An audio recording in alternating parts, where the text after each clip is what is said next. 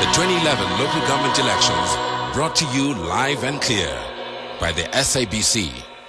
Afternoon. The Democratic Alliance's good performance in by-elections since 2006 does not necessarily indicate that the party will perform better in the upcoming local government elections.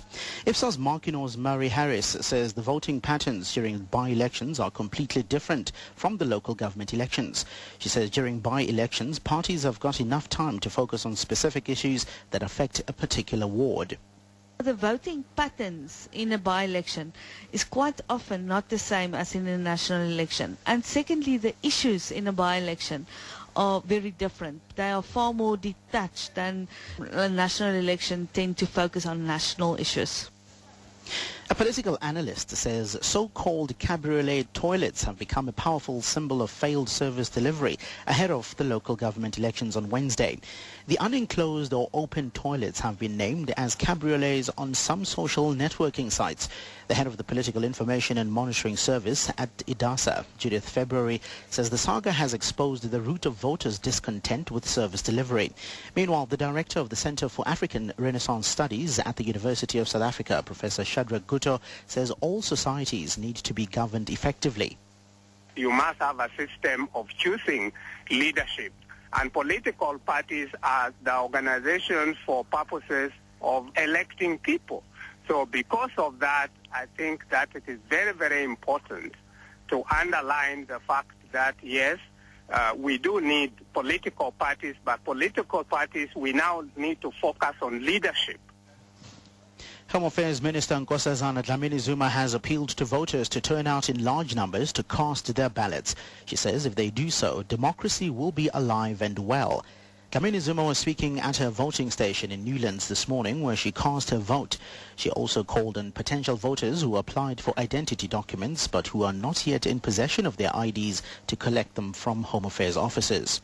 There's still about 400,000.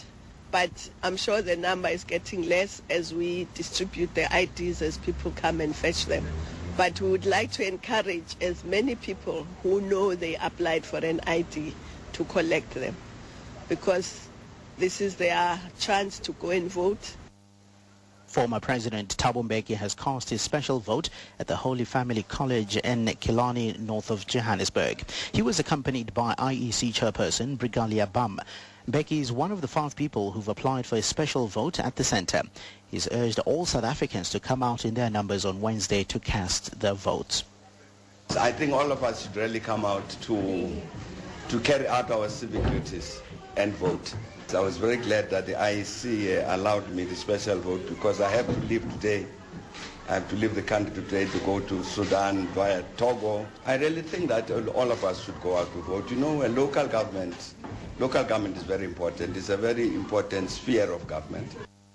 And finally, one of the pensioners visited by the IEC officials at Kharapiti in the Greater Letaba municipal area in Limpopo, Mamatume Matlala, has thanked the Electoral Commission for affording her an opportunity to vote. Matlala, like many people who have registered for special voting, cannot walk to the polling station due to ill health. I really appreciate what the IEC is doing, because I cannot walk to the school where there is a voting station.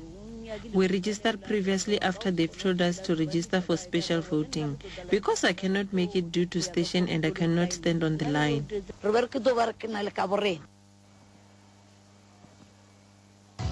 This elections update was brought to you by SABC News. And right now you're listening to Otherwise here.